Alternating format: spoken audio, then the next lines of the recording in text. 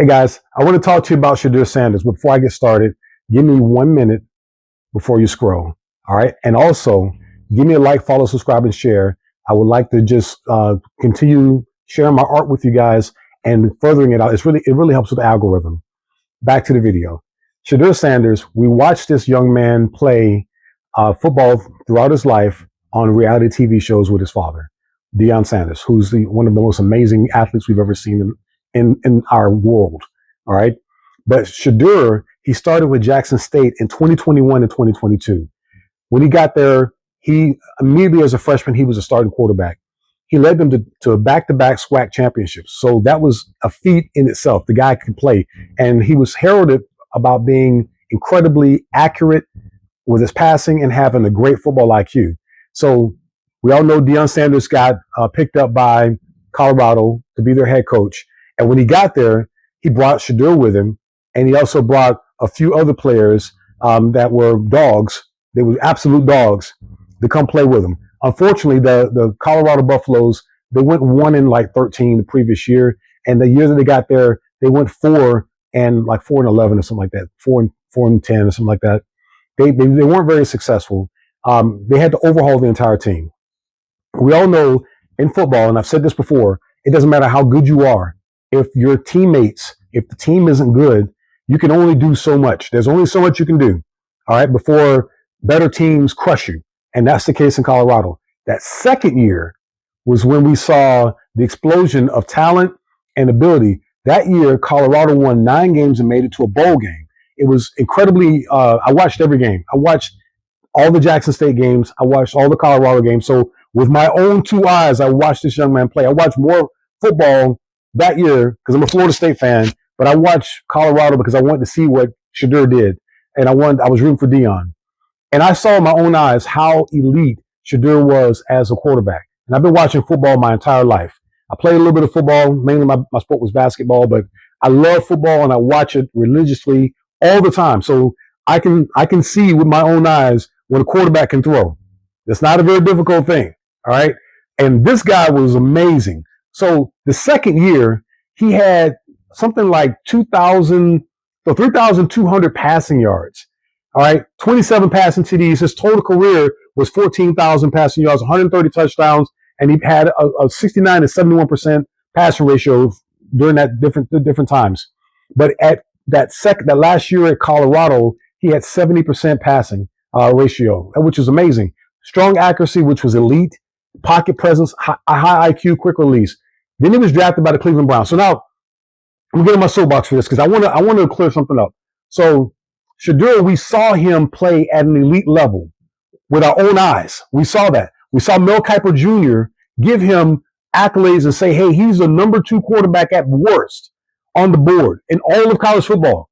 For the entire year, he was that way until the draft. Then all of a sudden, these things came out saying that he had a bad attitude. He was doing this. And I'm like, wait a minute, something don't smell right. It don't smell right to me because I watched this guy. I watched his interviews. I watched the way he conducted himself. Never, ever did I see, even with all the behind the scenes stuff, I saw a confident young man. I did not see an egotistical maniac or someone who felt like they didn't deserve to earn anything. I saw a hardworking young man that was fighting hard to get where he was at. So that stuff, I call BS on that. So he slipped from the first round to the second round, to the third round, to the fourth round. He was drafted in the 5th round. All right, the Cleveland Browns picked him up. Okay, and we saw the entire evolution of Shedure Sanders as a Cleveland Brown. Now, I want to get into this a little bit. So they picked Dylan Gabriel in the third as a third pick, and then Shedure went number 5. Okay, he dropped all the way to the 5th round. Now, there was something interesting in that because when we watched him play, let's start right at this point. Okay, as a 5th round draft pick, we know that the 3rd round draft pick is going to get a lot of the attention. He's going to get a lot of the focus of the coaching staff and the offensive coordinator. But this was kind of unique because you've got OTAs, which is what happens immediately after the draft.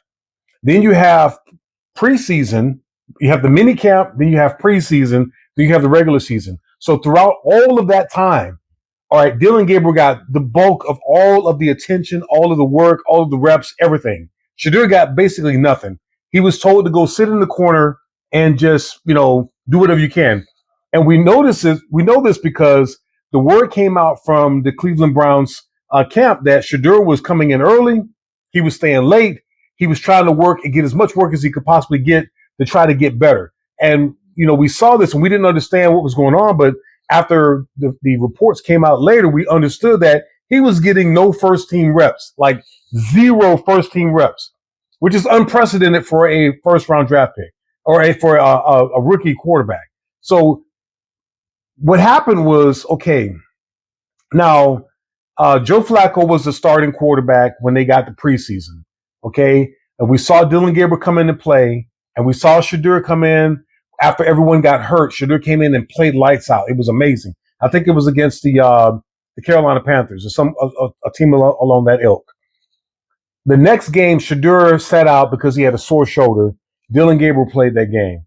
The following game, both Shedure and Dylan Gabriel played. Now, there's something key in this, and I want to point this out because I watched this with my own two eyes, okay?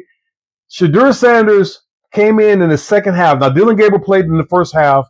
He played with the starters. And we saw him. He played okay. He did all right. Now, mind you, Dylan Gabriel didn't throw very many passes beyond 10 yards the entire season, but he played okay. Shedure came in the second half. The coach pulled all of the starters, all of the backups, and he put in the guys that were not going to even make the team. I'm going to say that again.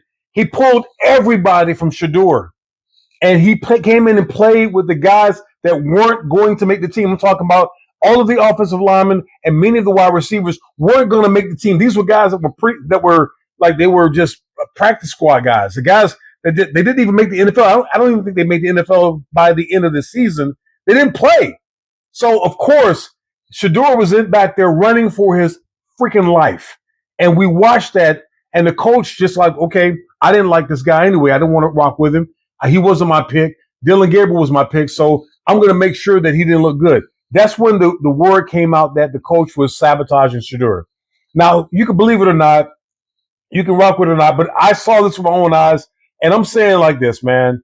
Okay, if you're a coach and you pull the starters for one guy, all right, and you have your backup come in and you don't have him with the tools, of course you're not going to do well. And like I've said it before, if you don't have the players, you're not going to do good.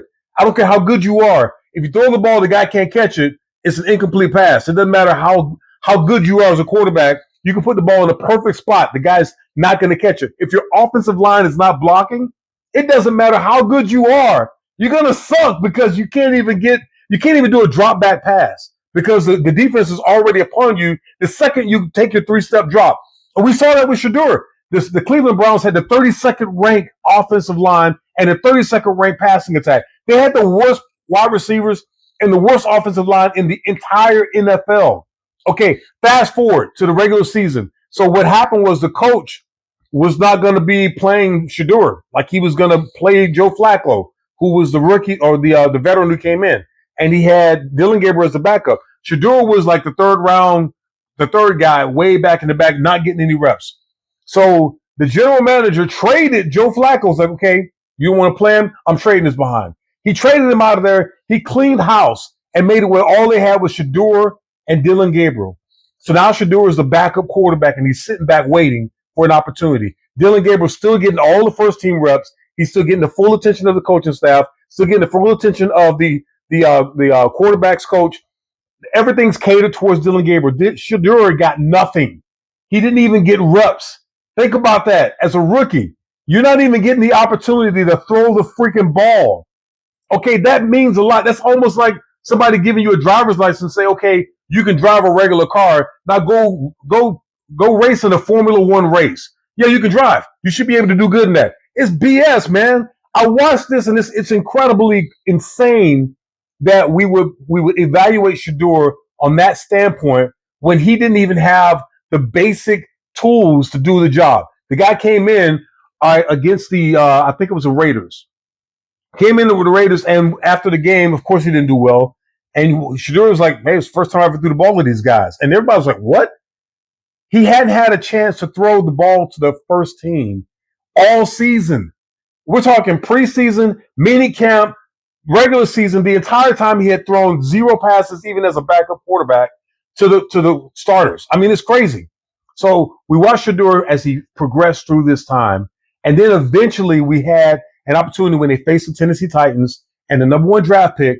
Shedure came out and played lights out. He threw for like 360 something yards, had 3 touchdowns that he passed for, and then he rushed for a 4th one. An amazing thing. And then, mind you, even in the midst of this, the coach still pulled him when they got to the red zone and ran a freaking wildcat. When this guy was on fire, like, okay, it was, for me, I'm like, this is insane. It is absolutely insane because the coach didn't want to see the guy do good. I don't care what you say. I don't care what the freaking experts say. I watched this with my eyes, and I'm like, I had never seen this happen before, which is why the coach got fired. He got released. They brought somebody else in because the general manager and the owner was like, this is BS. You're not going to do this. And Shedure, because the fact of the matter is the guy is an elite quarterback, all right, in college. And he was not even given the tools to do the job. Mind you, he didn't have the opportunities to work with the first team or get any of the attention from the coaching staff until midway in the season, which is unprecedented. And then even with all of that, the guy still came out and played well in that situation. So what happens when he gets an opportunity to get reps, to get the game plan catered to his talents and his abilities? So we're going to see this next year, hopefully. Finally, they got a coach in there that rocks with him. The coach came out and said that, hey, we wanted to draft you when he was with the Ravens. And he also tried to draft when he was pick him up when he was with in college football, but Shedure went with his dad. So I'm Kivas, I'm the wire artist. I created handmade wire sculptures, and I created Shedure Sanders. And I wanted to get on this soapbox and talk about this because I've been rocking with this young man from the beginning. I think he's an amazing talent, and I'm rooting for him. I'm actively rooting for him. I don't care what you say. You can hate on me all you want, but I think this young man was given a raw deal because of his dad.